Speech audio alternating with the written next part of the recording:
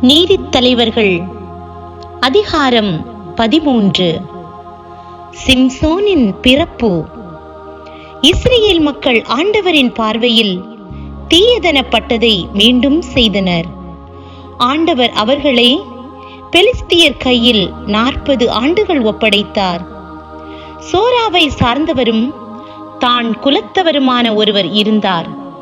அவர் பெயர் மனோவாகு. அவர் மனைவி மலடியாய் இருந்ததால் குழந்தை பெறவில்லை. ஆண்டவரின் தூதர் அப்பெண்ணுக்கு தோன்றி அவரிடம், நீ மலடியாய் இருந்ததால் இதுவரை குழந்தை பெற்றெடுக்கவில்லை. ஆனால் இனி நீ கருவுற்று ஒரு மகனை பெற்றெடுப்பாய். இப்பொழுது கவனமாயிரு.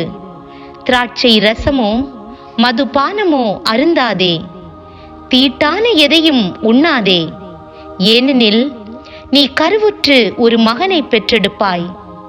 சவர கத்தி அவன் தலை மீது படக்கூடாது. ஏனெனில் பையன் பிறப்பிலிருந்தே கடவுளுக்கென நாசீர் ஆக இருப்பான்.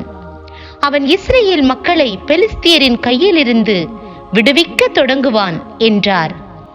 அப்பெண் தம் கணவரிடம் வந்து கூறியது, கடவுளின் மனிதர் என்னிடம் வந்தார்.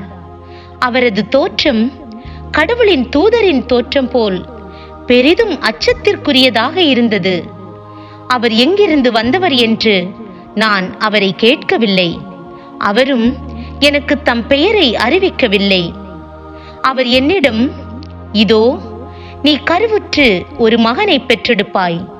ஆகவே நீ திராட்சை ரசமோ மதுபானமோ அருந்தாதே. தீட்டான எதையும் உண்ணாதே.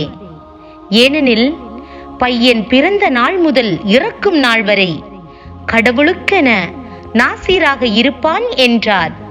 மனோவாகு ஆண்டவரை நோக்கி, என் தலைவரே, நீர் அனுப்பிய கடவுளின் மனிதர் மீண்டும் எங்களிடம் வந்து பிறக்க போகும் குழந்தைக்கு நாங்கள் என்ன செய்ய வேண்டும் என்பதை கற்றுத்தரட்டும் என்று கூறி வேண்டினார். கடவுள் மனோவாகின் வேண்டுதலை கேட்டார். கடவுளின் தூதர் மீண்டும் அப்பெண்ணிடம் வந்தார். அப்போது அவர் வயலில் அமர்ந்திருந்தார். அவருடைய கணவர் மனோவாகு அவருடன் இல்லை. அவர் தம் கணவரிடம் விரைந்து ஓடி சென்று அவரிடம், இதோ அன்று என்னிடம் வந்த மனிதர் எனக்கு தோன்றியுள்ளார் என்று தெரிவித்தார்.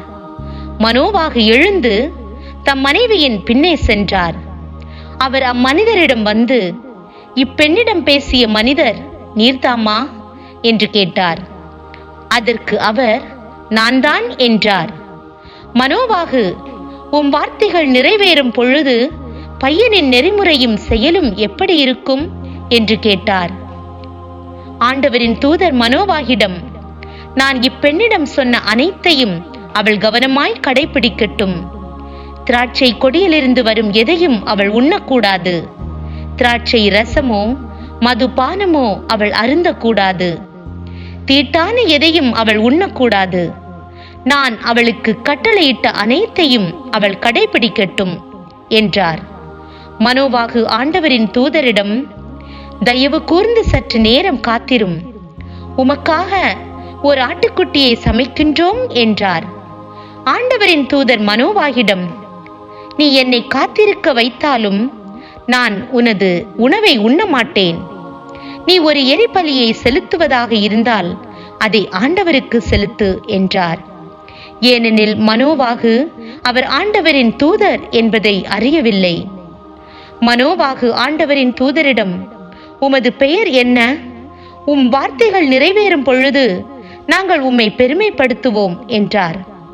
ஆண்டவரின் தூதர் அவரிடம், எனது பெயரை ஏன் கேட்கின்றாய்? அது வியப்புக்கு உரியது என்றார். மனோவாகு ஓர் ஆட்டுக்குட்டியை கொண்டு வந்து உணவு படையலுடன் பாறை மீது ஆண்டவருக்கு ஒப்பு கொடுத்தார். அப்பொழுது மனோவாகும் அவர் மனைவியும் காணும் வண்ணம் ஆண்டவர் வியப்பானதொன்றை செய்தார். பலிபீடத்திலிருந்து தீப்பிழம்பு வானோக்கி மேல் எழும்பிய போது அப்பிழம்பில் ஆண்டவரின் தூதரும் மேல் நோக்கி சென்றார். மனோவாகும் அவர் மனைவியும் அதை பார்த்து முகம் தரைப்பட விழுந்தனர். ஆண்டவரின் தூதர் மனோவாகிற்கும் அவர் மனைவிக்கும் மீண்டும் தோன்றவில்லை. மனோவாகு அவர் ஆண்டவரின் தூதர் என்பதை அறிந்து கொண்டார். மனோவாகு தம் மனைவியிடம், நாம் செத்தோம், ஏனெனில் நாம் கடவுளை பார்த்து விட்டோம் என்றார். அவர் மனைவி அவரிடம், ஆண்டவர் நம்மை கொல்வதாயிருந்தால் நம் கையிலிருந்து எரிபலியையும் உணவு படையலையும் ஏற்றிருக்க மாட்டார், இவற்றை எல்லாம் காட்டியிருக்க மாட்டார், இதை நமக்கு இப்போது அறிவித்திருக்கவும் மாட்டார் என்றார். அப்பெண் ஒரு மகனை பெற்றெடுத்து அவனுக்கு சிம்சோன் என பெயரிட்டார். பையன் வளர்ந்து பெரியவனானான். ஆண்டவர் அவனுக்கு ஆசி வழங்கினார்.